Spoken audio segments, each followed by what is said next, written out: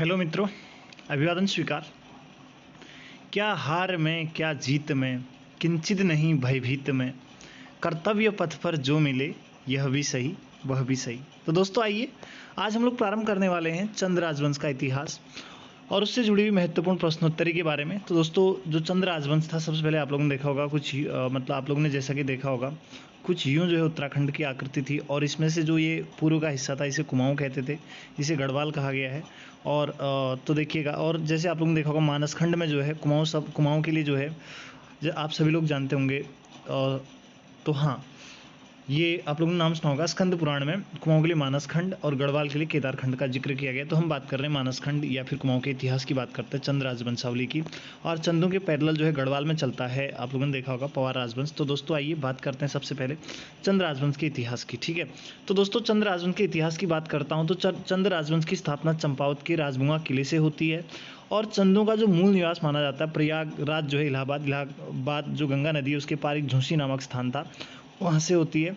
और ये जो चंद राजवंश का इतिहास प्रारंभ होता है, ये बेसिकली यहाँ पे जो काली कुमाऊँ या चंपावत नाम है, तो वहाँ पे को जो है बेसिकली जो है यहाँ से क्या होता है कि ये लोग यहाँ पे को शासन करते हैं, आप लोगों ने देखा होगा। और लगभग चंद राजवंश की बात करें तो 10वीं शताब्दी में जो एक सोमचंद नामक राजकुमार आता है, लोहाघाट के आसपास हुई राज्य था, तो वहाँ के शासक ब्रह्मदेव थे। तो वहाँ पे को क्या करते हैं, ये ब्रह्मदेव इनको बेसिकली जो है अपना दामाद या घर जमाई बना लेते हैं। तो यहीं पे को बेसिकली कहते हैं कि इनकी जो ब्रह्मदेव की पुत्री थी, पुत्री के साथ सोमचंद का विवाह किया जाता है। तो दोस्तों अगर सोमचंद की बात करते हैं, कहते हैं कि जो कन्नौज का नरेश था, कन्नौज का शासक था, उसका भाई था, ये बात कही जाती है। तो दोस्तों आइए आगे बात करते हैं। प्रश्नोत्तरी पर आते हैं सीधे सीधे। इतिहास का प्रॉपर टॉपिक है, एक वीडियो बाद में लेकर के आऊँगा मैं आप लोगों के लिए। तो यहाँ पे सबसे पहले प्रश्न पूछ रहे हैं, निम्नलिखित में से किस काव्य में चंद राजाओं की वंशावली दी गई है। तो दोस्तों आपके समक्ष ऑप्शन है मानोदय काव्य, गढ़राज वंशम और या गढ़राज वंश काव्य और पिंगल काव्य, नॉन ऑफ दीज। तो आइए चर्चा करते हैं। सबसे पहले जो इसका सही आंसर होगा मानोदय काव्य होगा, और मानोदय काव्य की रचना भरत कवि के द्वारा की गई थी। और जो गढ़राज वंशम नामक काव्य था, इसकी रचना मौलाराम के द्वारा की गई थी। रही बात पिंगल काव्य का, खैर उसे इसके बारे में ज़्यादा मुझे जानकारी नहीं प्राप्त है। और नॉन ऑफ दीज तो आप जानते ही हैं। ठीक है, तो आगे बात करते हैं। चंदों की प्रारंभिक राजधानी चंपावत नगरी किस नदी के तट पर थी। तो दोस्तों ए ऑप्शन गोमती है, बी में चंपावती है, सी में या मतलब ग में जो है आप लोगों का काली है, और नॉन ऑफ दीज है। तो दोस्तों इसका जो सही आंसर हो जाएगा आपका चंपावती। ठीक है, तो दोस्तों आइए रिवर सिस्टम की बात करते हैं। जो गोमती नदी है, गोमती नदी का उद्गम जो है बागेश्वर जनपद में कौसानी के पास जो देवरा श्रेणी है, वहाँ से इसका उद्गम होता है। और इस सरयू नदी की प्रमुख सहायक नदी है। ठीक है, सरयू उपतंत्र की प्रमुख सहायक नदी है। और सरयू तथा गोमती का संगम बागेश्वर में बागनाथ मंदिर है, वहाँ पे को होता है। आइए अब आगे बात करते हैं चंपावती नदी। खैर ये तो आपको मैंने बता ही दिया। और जो सी ऑप्शन आता है आपका काली की बात करते हैं, तो काली नदी का जो उद्गम होता है काला पानी के पास में। ठीक है, काला पानी के पास से जो इसका उद्गम होता है भारत और नेपाल के बॉर्डर पे। ठीक है, तो आइए आगे बात करते हैं प्रश्न नंबर 3 की।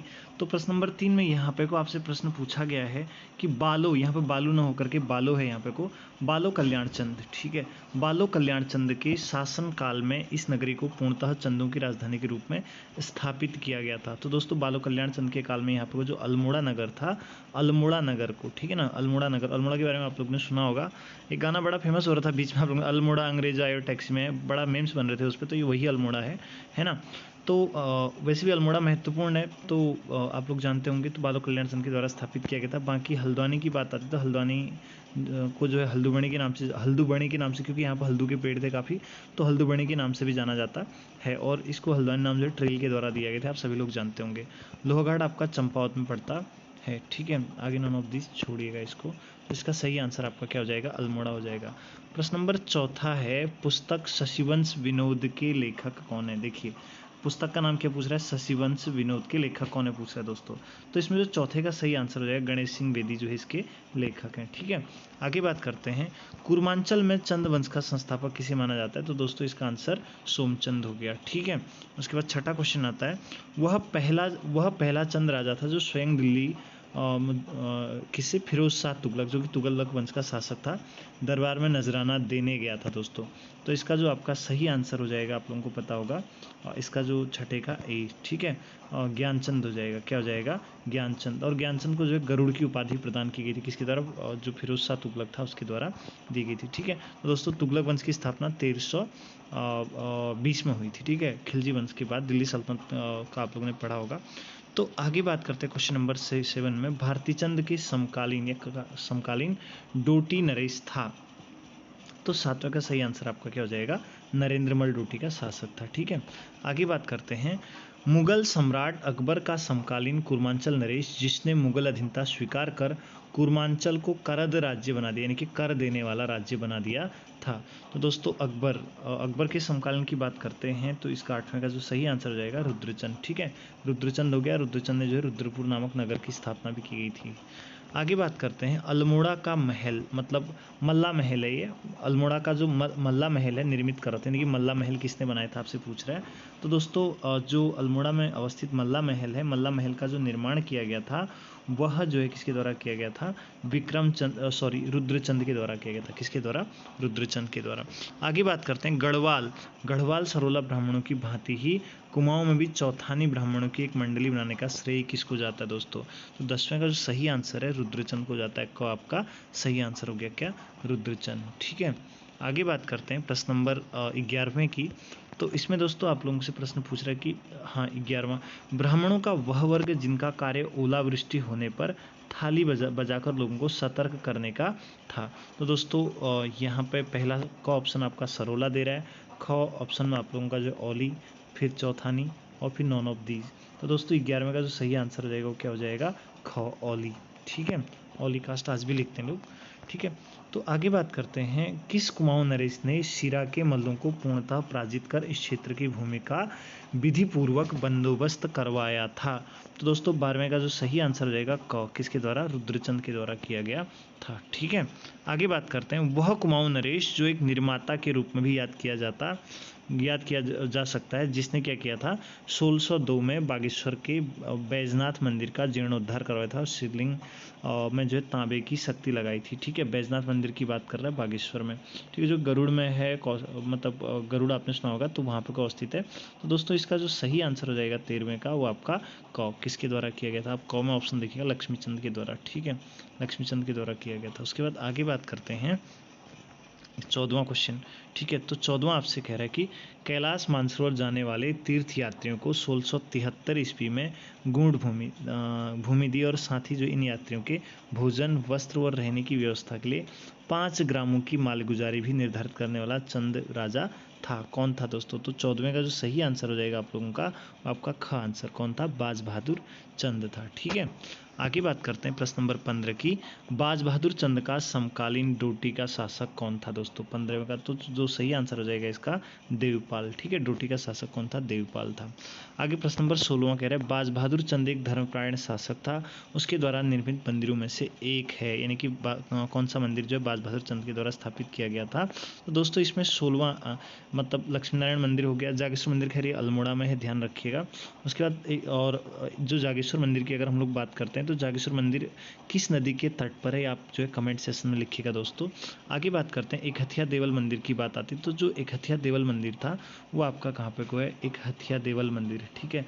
तो इसका भी आप अपने कमेंट सेक्शन में आंसर लिख के दीजिएगा।